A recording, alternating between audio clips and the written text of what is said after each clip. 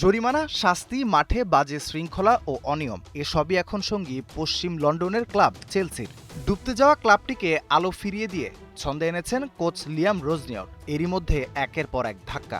মাঠে খেলোয়াড়দের বাজে আচরণের কারণে একের পর এক কার্ড যখন চিন্তার কারণ, আর আচরণগত কারণে লড়াই চালিয়ে যেতে হচ্ছে প্রতিনিয়ত, তখন ক্লাবটির উপরে এলো বড়সড় এক নিষেধাজ্ঞা।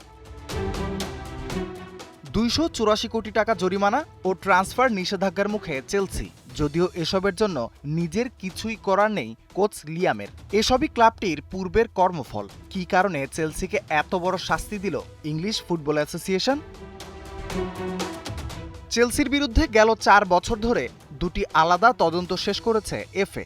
যদিও ক্লাবটি স্বেচ্ছায় অতীতের সম্ভাব্য নিয়মভঙ্গের বিষয়গুলো জানানোয় শুরু হয় এই তদন্ত। প্রিমিয়ার লিগ কর্তৃপক্ষ জানিয়েছে, তদন্তে দেখা গেছে 2011 থেকে 2018 সালের মধ্যে চেলসির সঙ্গে সংশ্লিষ্ট তৃতীয় পক্ষের মাধ্যমে খেলোয়াড় কেনাবেচা, নিবন্ধনহীন এজেন্ট এবং আরও কিছু তৃতীয় পক্ষকে গোপনে অর্থ প্রদান করা হয়েছিল।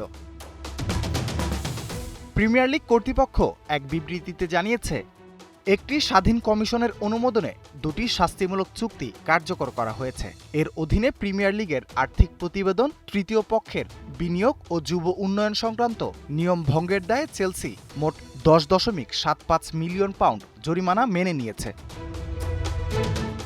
এছাড়া প্রিমিয়ার লিগ চেলসিকে তাৎক্ষণিকভাবে 9 মাসের জন্য একাডেমিক পর্যায়ে ট্রান্সফার নিষেধাজ্ঞা দিয়েছে। পাশাপাশি প্রাথমিক দলের খেলোয়াড়দের ক্ষেত্রে 1 বছরের ট্রান্সফার নিষেধাজ্ঞা দেয়া হলেও সেটি অবশ্য 2 বছরের জন্য স্থগিত রাখা হয়েছে।